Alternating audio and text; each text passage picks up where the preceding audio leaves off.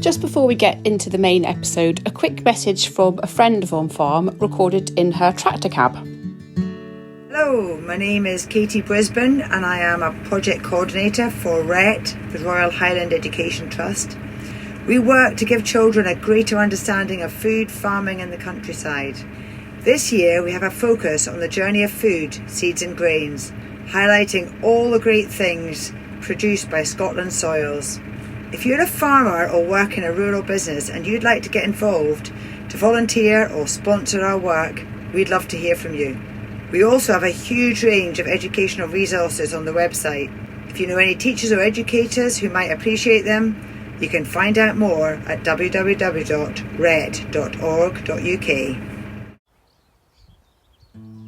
Hello, it's Monty here for this episode of OnFARM.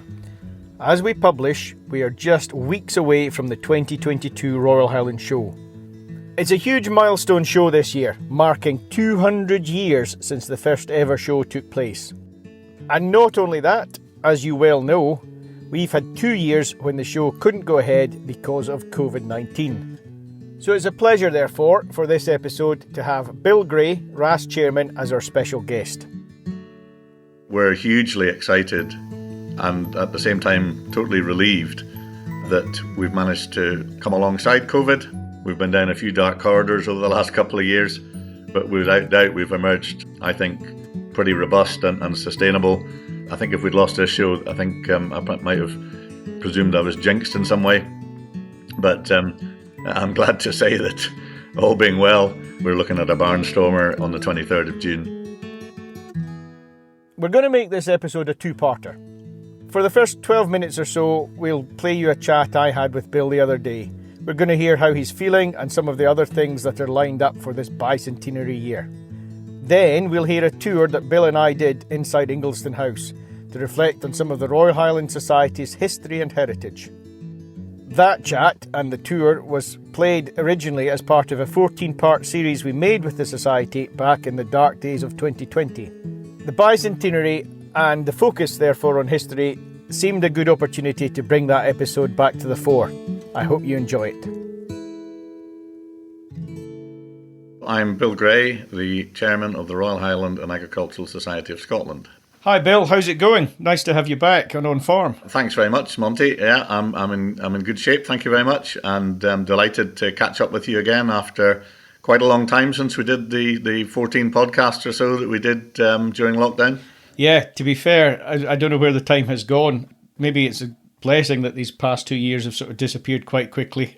But yeah, that was the 14 episodes we did in 2020 when there was no show, sadly, obviously for COVID reasons. But hopefully some of our listeners might go back and catch up with them. But they were very much focused on the fact that we had no show. Whereas today, I hoped we could have just a quick chat about what's coming up in little over a month. Well, it'll be under a month's time by the time this episode goes live. It's all rushing upon you. It's coming at a pace, I think it's fair to say.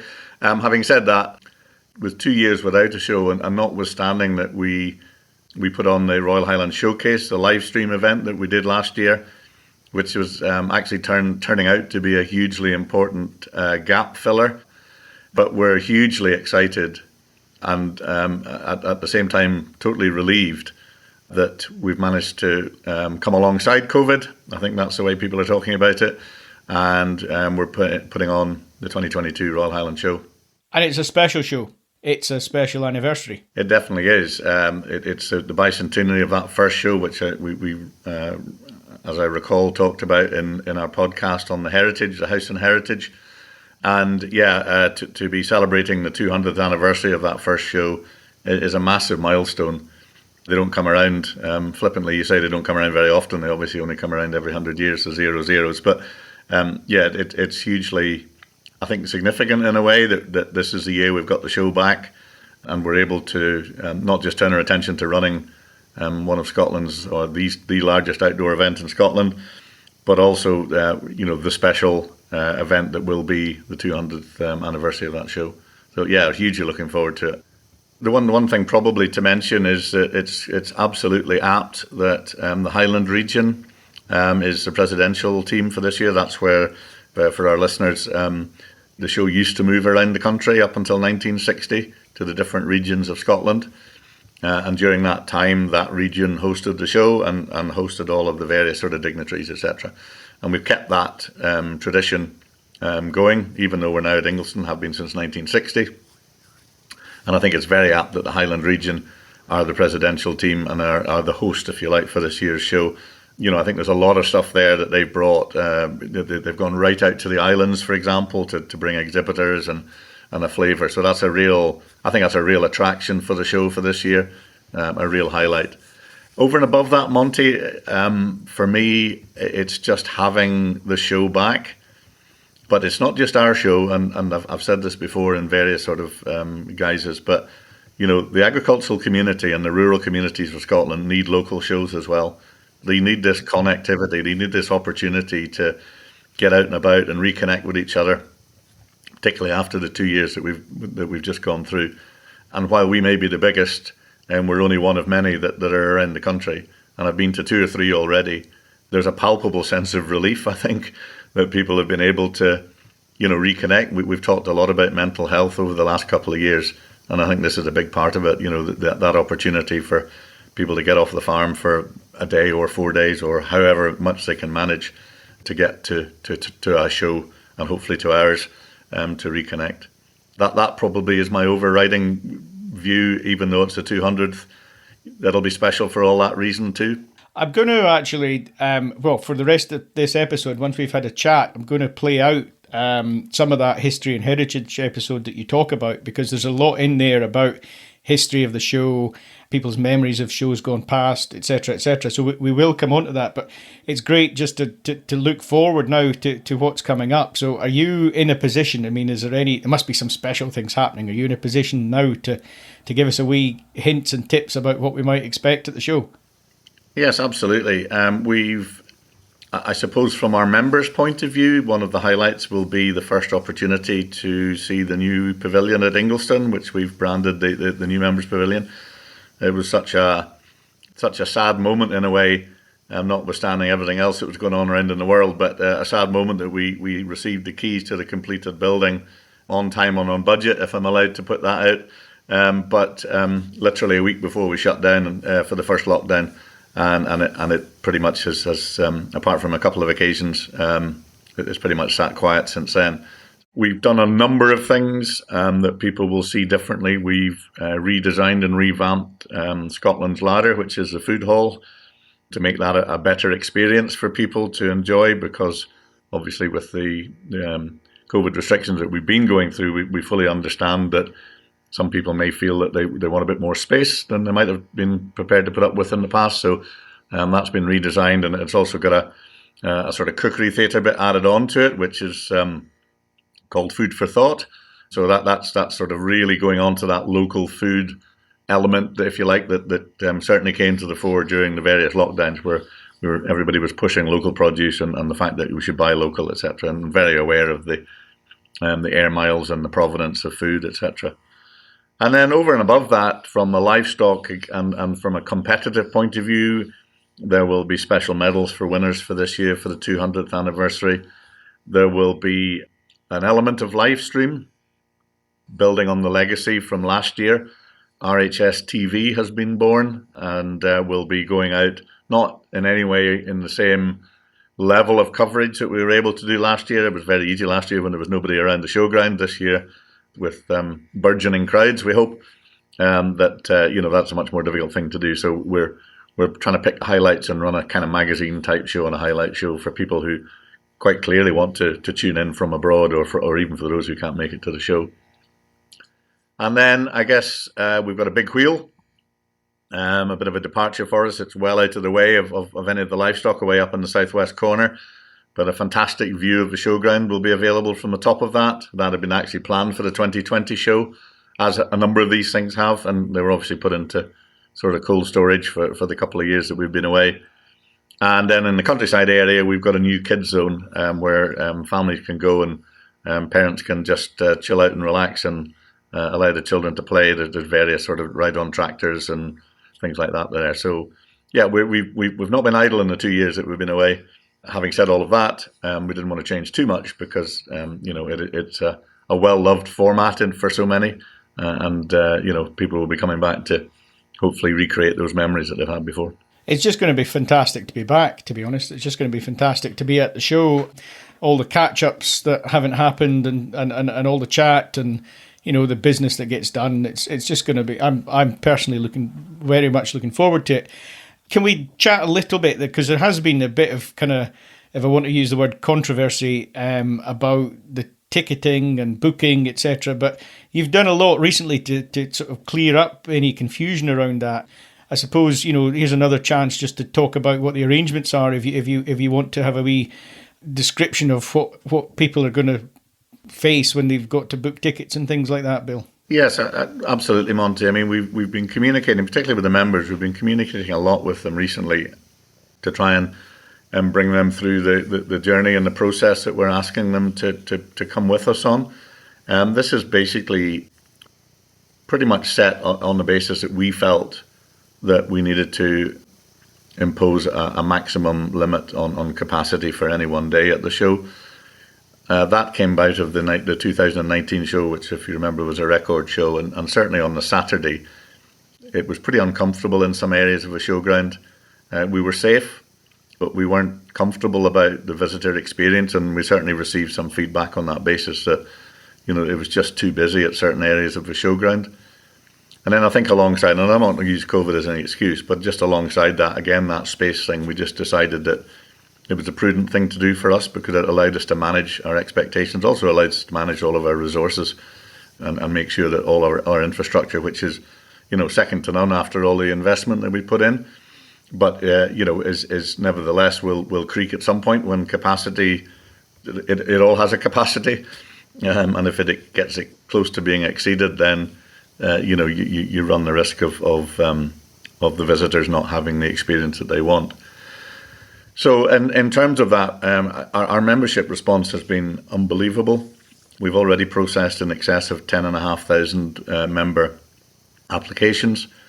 We did ask our members if they wouldn't mind to let us know that if they were definitely not going to come on some of the days of the show, that they could, by booking their tickets or by selecting the days that they were going to come. That was not to be restrictive in any way. We were absolutely clear that a membership allows you to come to all 4 days of the show if you so wish. And we quite understand that for flexibility reasons, some people will say, I don't know which day I'm going to come, so I'm going to say I could come on all 4. That's absolutely fine by us. We didn't in any way want to take that away from our membership. However, what it has done, and a great number have responded, for example, who never come on a Saturday or a Sunday and never will come on a Saturday or a Sunday. And they've said, we're not coming on a Saturday and a Sunday. And when we've got a capacity situation, it allows us to then know how many tickets we have available to sell to the general public. So that, in a nutshell, maybe a long nutshell, was the reasoning behind what we've done. And we've communicated this through many channels. And I know there's been a little bit of disquiet, I think would probably be the right word, about the whole process and why we're doing it. But I think once we've had the opportunity, and we've continued with the communication, once we've had the opportunity to explain to people why we're doing it, there's a much more sort of general acceptance, I think. And then from the general public point of view, we're insisting that people buy a ticket in advance, quite simply. And the reason for that, as much as anything, is that with a capacity, if you don't buy a ticket in advance and the capacity is reached and we sell out, then the ticket won't be available. So we're still encouraging the general public as much as possible to buy a ticket in advance. I suspect the Fridays and the Saturday look like they're going to be the 2 busiest days, which would be normal. Sunday less so. But having said all of that, if you wake up on a Saturday morning and it's chucking it down with rain, you decide not to come, and you want to come on the Sunday instead, you'll be able to buy a ticket almost up until the point you arrive in the gate via your smartphone or the normal sort of ticketing channels. So that's really where we are. We've had a fantastic response, as I say, from our members, and our ticket sales compared to normal for public ticket sales at this time of the year are way ahead of where they would normally be. So we're pretty encouraged that the message is sound and the reasons are sound, and people are responding to that. Good. Brilliant. What are we looking for? 50,000 a day, Thursday, Friday, Saturday, Sunday, 200,000 people.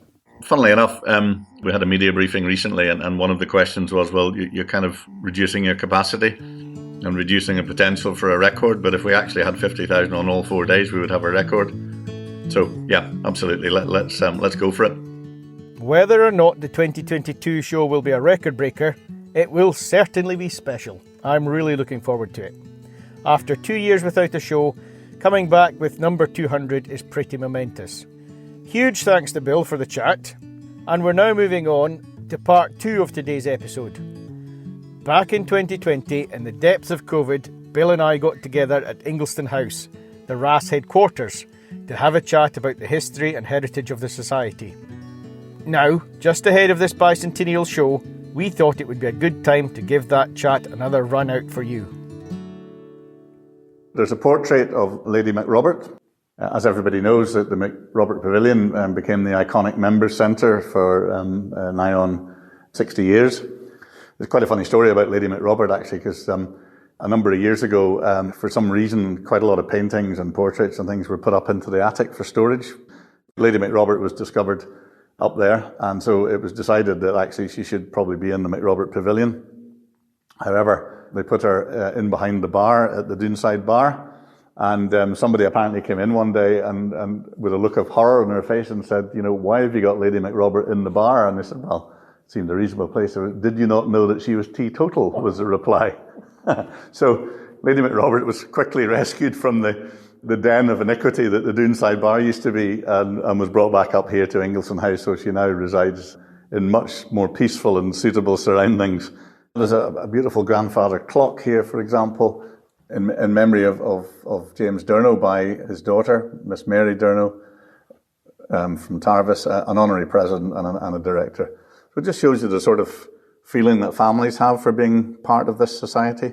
And we see this a lot of legacy, and it's not all about financial legacy at the end of the day, but you see a lot about legacy, about stories and memories, and the road shows that we did recently, for example, back in November. It was fantastic to meet people who have such a sense of belonging to the society as a whole. Do you see that as being important and something that families should be proud of, encouraging the younger generation to become members of the society? I think as far as the future's concerned, that real sense of belonging, I think, is the thing that'll keep this society in good heart for years and years to come. To do that, we need the younger generation to become members and become part of the shaping of the society as their predecessors have done in the past. I have 2 grandchildren and they don't know it yet, and nor does my daughter, but there'll be a couple of life memberships going in their direction, even though they're young enough and don't need it.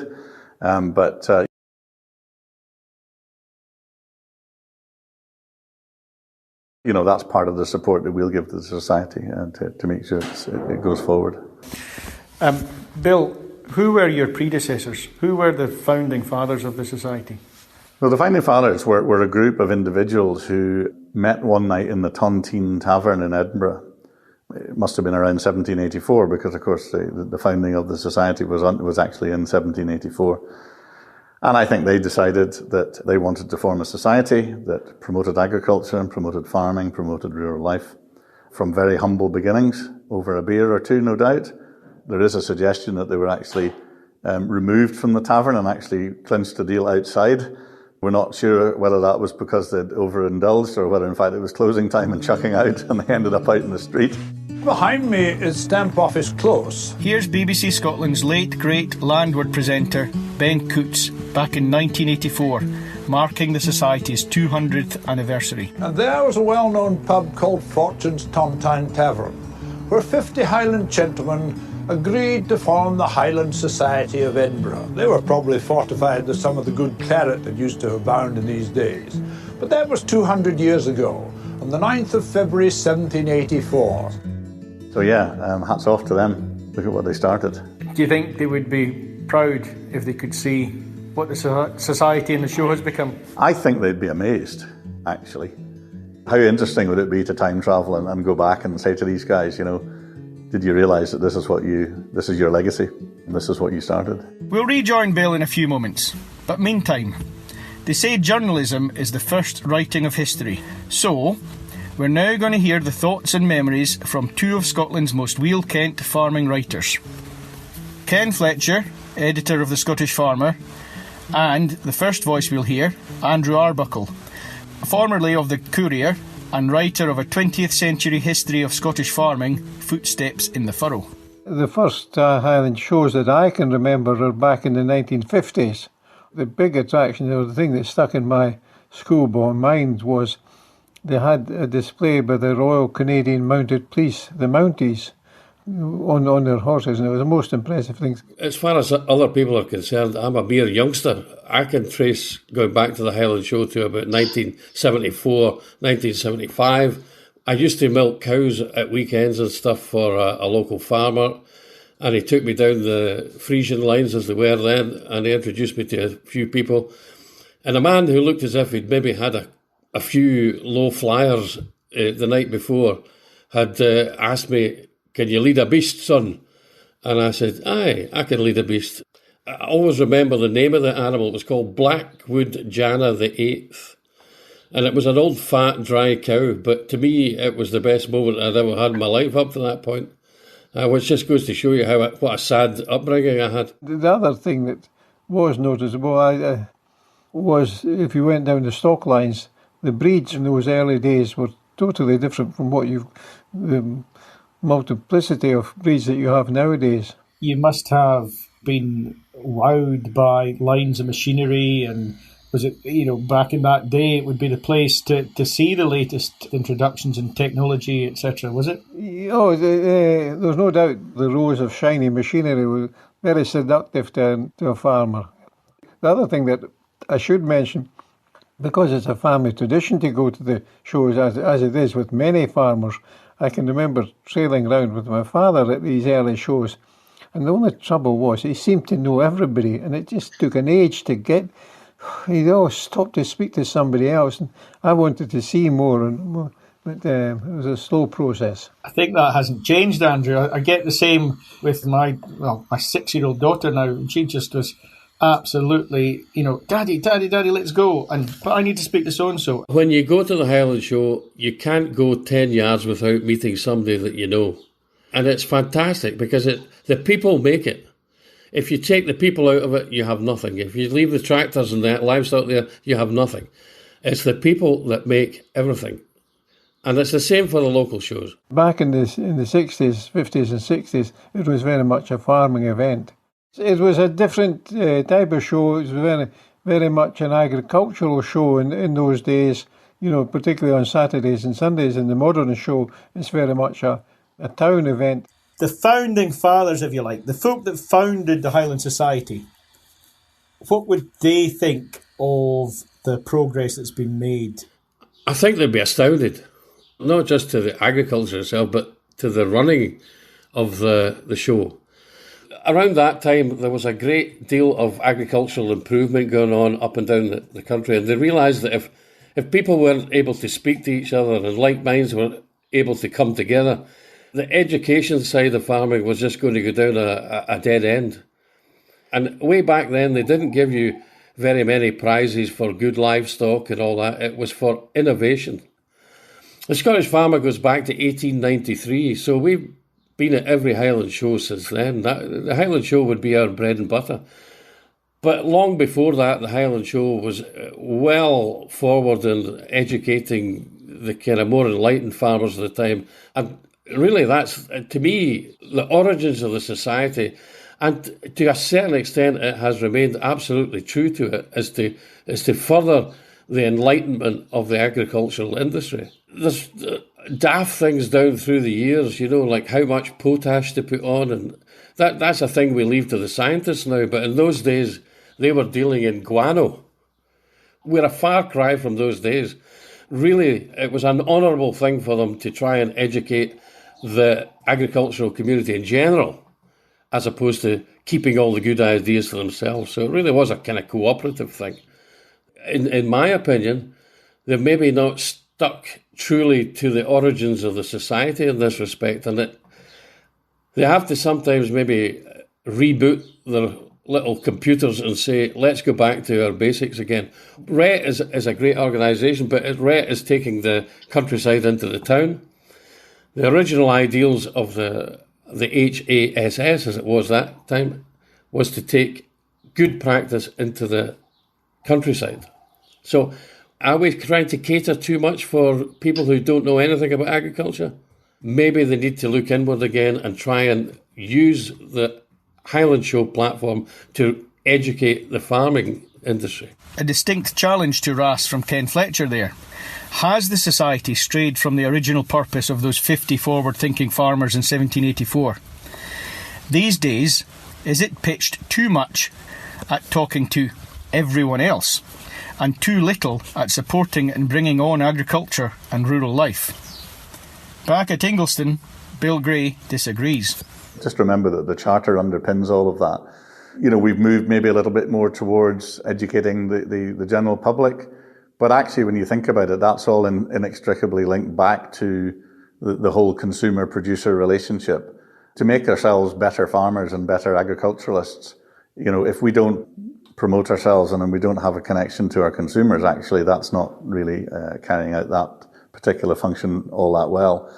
And then I think the other thing to remember is that excellence also comes in livestock breeding, for example. So to win a ticket at the Royal Highland Show is actually helping that particular breed, you know, that particular animal. The owner of that animal then has that as a part of their portfolio. That shows that they've made advances in the breeding and the productivity of that particular animal and that particular line. So that continues anyway. So we haven't wandered away from it, I don't think at all. I think what we have done is enhanced it remarkably well, I believe, to offer such a wide-ranging activities and interesting. And don't forget, a lot of what we do is educational. You know, not necessarily directly through RET, although obviously RET does that in an extremely good way at school level. But if you think about the Highland Show, 60% of our audience are urban, in inverted commas. They might have connection to rural, obviously. But so, you know, there's a huge education point from them. And there's an awful lot of information available at the show as to how animals are looked after. If you think back to one of your previous podcasts with the family from Cumbernauld, no agricultural background whatsoever, they absolutely adore coming here. It's a blooming good day out. But actually for them, it's educational for them and their children to learn how animals are looked after, how systems work, how agriculture continues to broaden its horizons. It's so varied. There's probably things that we don't do when we're there that other families, their entire Royal Highland Show experience might be completely different to ours. So the chance to see things like chainsaw artistry followed on by mountain bike stunts and then go and grab a burger and listen to a ceilidh band. We can drive through lots of fields and see lots of cows and say that we understand the agriculture of Scotland, but I think the only opportunity I've really got to learn anything about it is at the Royal Highland Show. So yeah, no, I think natural evolution, I would suggest, and a slightly broadening of horizon probably from the early days, but absolutely and hugely valuable nevertheless. So I think the other thing, just in this hallway, are some letters to Gourlay Steele. Now, Gourlay Steele was a 19th century Scottish artist. He was commissioned as a court painter to the Queen when she was in Scotland. And I think in here there was some talk of a letter from Balmoral to Mr. Steele. And it starts off, I take the earliest opportunity of returning to you the pen and ink sketches which you were obviously sent to the Queen for inspection. So he was obviously being commissioned by the Queen. Yeah, so two figures of Alma and Nimrod. And these are some of the Queen's horses of the day back in, and I'm looking for a date, 22nd of October 1874. So, I mean, you know, fantastic stuff. So we're heading downstairs into the depths of Ingleston House. We're heading to the library, passing various things like our advertising campaign, Great Show on Earth. So, you know, the whole thing about the show, and we're talking about the sort of enormity of the show, the economic impact of the show is absolutely huge. You know, between 60 and 100 million over the last 15 years to the Scottish economy. And society in its entirety is regarded, that there was a study taken a while back, and the society was contributing 60 million to Edinburgh and 250 million to Scotland nationwide. So, welcome to the Ras Library. This is the most hugely historic part of the society here. The very first transaction book is dated 1799. So we have there's an annual transaction book every year, and I'm just going to take one down here. And I noticed that somebody has put a piece of paper in here for some reason, so we'll just open it up at that piece of paper. And we're talking about Board of Trustees of the Highland Society. It says here, indeed, if the Board of the Trustees of the Highland Society would afford encouragement to a regularly bred wheelwright to fettle in Wick and another in Thurso, this would undoubtedly be attended with the greatest of advantages. So you can see how they were starting to shape what agriculture required in the different parts of Scotland. So that was a suggestion, obviously, that they ought to try and assist the setting up of a wheelwright up in Thurso and Wick, for example. The adoption of such measures would increase spinning very considerably. So just an amazing history and record of the society dating back right to virtually its start. And here you have the proposed regulations for the Highland Society of Edinburgh. The objects of this society shall be, and then there's a whole list of regulations, etc., proposed. And that would be the forerunner of what would ultimately become the Royal Charter. So history in your hand. Can't be that really, can you? And can anyone come in and look at this library, Bill? By appointment, yes, but actually better than that. This has now all been digitised over the last sort of 5 years, so it's available online. The amazing thing about that is that if you want to go in, for example, as an individual, the search engines work so well that if you would put in the name of your farm, if your farm is mentioned in any of the transaction manuals in here, it will then bring up the relevant page with reference to your farm or your establishment or whatever. So, it is now a resource for all rather than simply a resource that's held down here, because when you think about it, the ability for other people to have access to that is vital, because that's what keeps the history alive, isn't it? So there you go. Right across the board here, we've got things like pictures of old shows. We've got a souvenir picture of the Highland Show. So this was at Melrose in 1936. Quite sizable, actually. Melrose Abbey in the foreground. That was obviously stretching down along the river. So yeah, just a wee wander around here looks at some of the Farmer's Handbook, which is a Clear Harrop manual, not necessarily relating to here, but actually really important. Stephen's Book of the Farm, published by MacDonald, all about farm crops, land and equipment, livestock.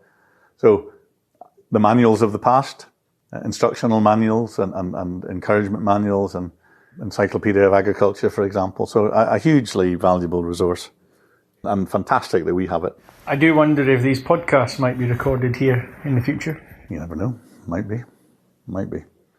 So yeah, fantastic. All the awards, catalogues of implements, for example, possibly the forerunner of that'll be the trade stands perhaps, but also the forerunners of the Technical Innovation Awards, for example. A hugely important part of what we were talking about, how things improve. That technical innovation is the advancement of improvement in innovation. That's a hugely important thing for us to be involved with, in my view. So if you just go to your right there, so I'm going to pick this medal off here. And so this is a medal presented by the Royal Dublin Society on the Royal Highland Agricultural Society of Scotland's bicentenary in 1984. So that is the esteem that the society is held in by other societies. And just as much as we credit them with all of their success, it's really nice that everybody is quite happy to celebrate other successes by other people. Bill, there can't be another library like this in Scotland with this record of this archive of agricultural. I wouldn't have thought so. No, I wouldn't have thought so. I guess part of it is, the transactions of the society are a timeline of history right the way through. And because of the charter of the society and the charitable aim of helping agriculture in rural Scotland, within all of these transaction documents and transaction volumes are history and action of improvements that have been made, of suggestions that have been made. So yeah, quite fascinating. So we'll take a wander upstairs, and here's Alexander Cross, who was the chairman of directors from 1908 to 1910, and then honorary secretary thereafter. A very grand-looking gentleman with a nice whiskery moustache, obviously very prevalent of the day. But I'm not sure you'll see Bill Gray's portrait up here in the future. Bill Gray will be up there with a lockdown haircut. Well, maybe indeed. And so all the way up here, we've got different pieces of artwork. Andrew Meikle, a renowned East Lothian engineer, for example. All the way up here, as we go up towards the boardroom, up the main stairs, you're passing. Here's George the Ayrshire Bull, for example, painted in 1840 by Gourlay Steele. So, history in livestock. I realise, and you realise, stock looked different in those days. But isn't it quite peculiar how stock were painted in those days? When people like, Catherine McGregor or the Scottish farmer photographers, etc., make such an effort now to capture the exact likeness of an animal, obviously photography, whereas it was artistic license in those days, wasn't it? Well, you're assuming that's the case. But of course, we weren't around in 1840 to know if that's exactly what it looked like or not. But yes, you're absolutely right. I mean, some of the perspectives of, we're looking at an Ayrshire cow here, who looks more like a beef animal on stilts, really. Quite short legs, very deep chest, no sign of ribs at all across the back, carrying a huge amount of flesh. We have to assume, I dare say, that these are accurate portrayals. And actually, the next one we come to as we walk towards the boardroom is one that was commissioned by ourselves from an artist called Will Freeborn. This is Nessie, who was the winner of the overall at the last show for Major Walter in Balthayock. And we decided that it was time that we commissioned a more recent champion. I wonder whether in 240 years somebody was standing going, funny how they painted them in those days, isn't it? Is that what they used to look like? I had the pleasure of presenting this to Major Walter at the night of one of our roadshows, and he was chuffed to bits. And why not? 50 years of showing to get a winner, So we now arrive at the boardroom itself.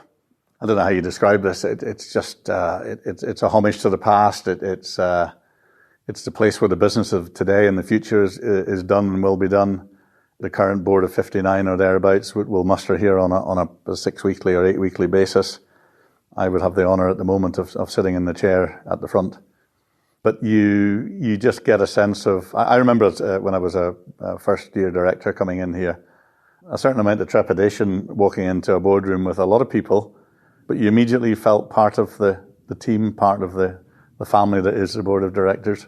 And certainly from my point of view, we now encourage as much interaction as possible within the board, and this is a real hub for debate and discussion, and shaping the society of today, effectively. The board of directors, they're drawn from all corners of Scotland and all aspects of agriculture nowadays, is that right? And not necessarily agriculture either. So the board is drawn from the 8 regions of the society. 4 directors of 4-year standing and 1 director for a 1-year standing from each of those regions go to make up the board, along with a presidential team which changes every year, and that mirrors the peripatetic nature that the show had. Up until 1960, when it became permanently based at Ingliston, it travelled the country to each of the regions in turn, and we still retain that connection to the past, if you like, or the connection to that nature of the show. So every year the presidential team rotates around, with the exception of this year, that the Dumfries and Galloway team have been granted the opportunity to continue on for a 2nd year. So I'm delighted about that because, a lot of work goes into it, and it's a hugely important thing for the regions as well. So, within here, again, we're surrounded by history. It wouldn't be complete without a Clydesdale. In fact, there's another one up at the front there. So this one is a Clydesdale gelding. It belonged to Messrs. Hervey and Company in Edinburgh. It was painted by a John Sheriff, and it was presented to society by Sir Henry Stevens. But a hugely important part of Scottish agriculture.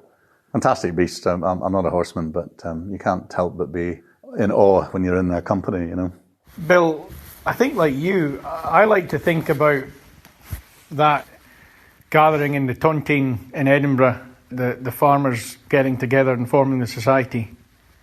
And I like to think that I would have been there, I would have been a member of that. How do you feel about that?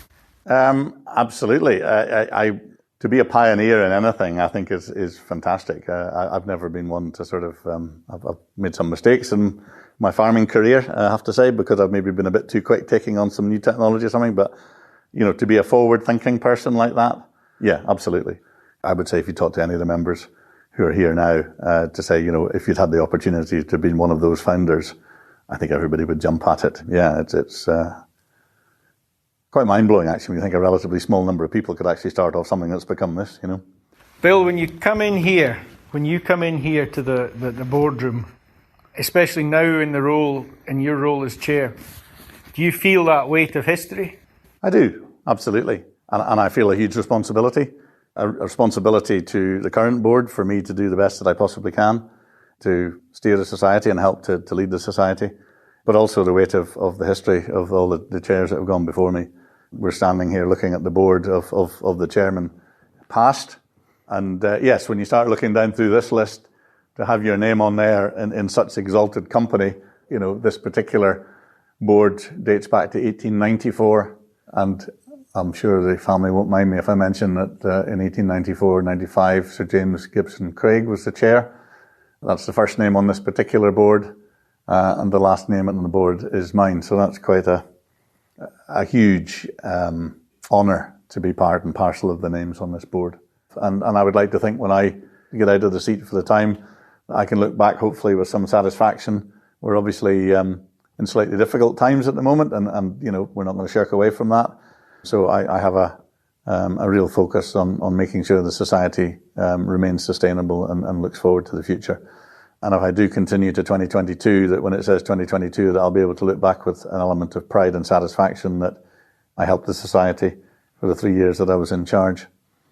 Can't tell you how much of an honour it is, particularly for myself. I'm not from an agricultural background, came in through a side door, but I'm Scottish trained, if you like, at Auchenkrove, proven elsewhere and back to Scotland, and been managing a farm for 20 odd years in Pathhead. So I think I've hopefully put a bit of a stamp in Pathhead anyway, and hopefully the right stamp will be my legacy from here. Do you think you are here in your role at one of the most difficult times the society has faced? I would say, obviously, the war years would have been really difficult for all sorts of different reasons, I dare say.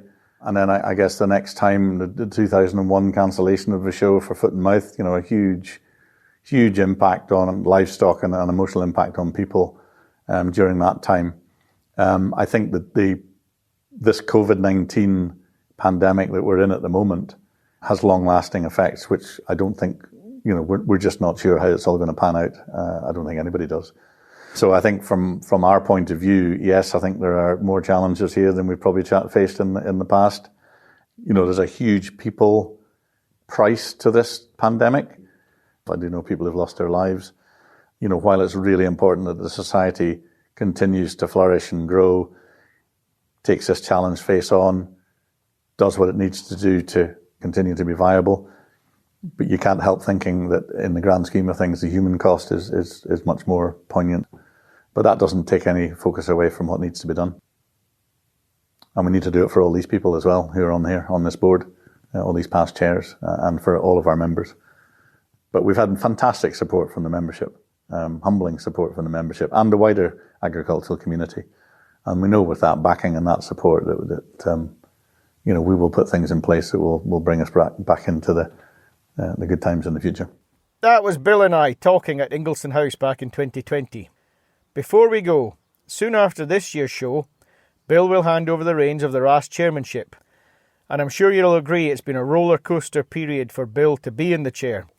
But hopefully he'll be ending on a high. Leading a society of the stature of the Royal Highland and Agricultural Society brings its own responsibilities and a real desire to do the right thing for our members, for our communities, and for rural Scotland, which I hope we've done. But yeah, a couple of years of a lot of soul searching. We've been down a few dark corridors over the last couple of years, but without doubt we've emerged, I think, pretty robust and sustainable, resilient, but also excited, looking forward to almost a celebration of coming out of the darkness, if you like, with the show coming up this year. So from my point of view, I think if we'd lost this show, I think I might have presumed I was jinxed in some way. But I'm glad to say that, all being well, we're looking at a barnstormer on the 23rd of June. But I'm really looking forward to just being able to celebrate with everybody else what's best about food farming and rural life in Scotland. Well, Bill, I think we all owe you a huge vote of thanks for what you've done over the last few years. And wish you luck for the show. We might bump into you, catch up with you there and then, but I think you'll be a very busy man. So we'll maybe even get a chance for a catch up and a wee drink afterwards. Good man, Bill. Thank you very much. Thanks, Monty. Many thanks to Bill. Many thanks to Bill Gray. His chairmanship of the Royal Highland and Agricultural Society of Scotland will certainly go down as a piece of Scottish history. As ever, thanks to you for being with us for the chat. If you're going to the show, I hope you have a great time, and I hope to see you there. You might even be able to buy me a drink if you like. Or maybe it should be the other way around. Maybe I should be buying a drink for loyal listeners. Anyway, we're just going to finish with our usual reminder. The OnFARM podcast is made by our team here at Scene&HerdPR and Marketing, and you can come to us anytime for a chat about any aspect of rural or food business PR, marketing or communications. That's it from me, and bye for now.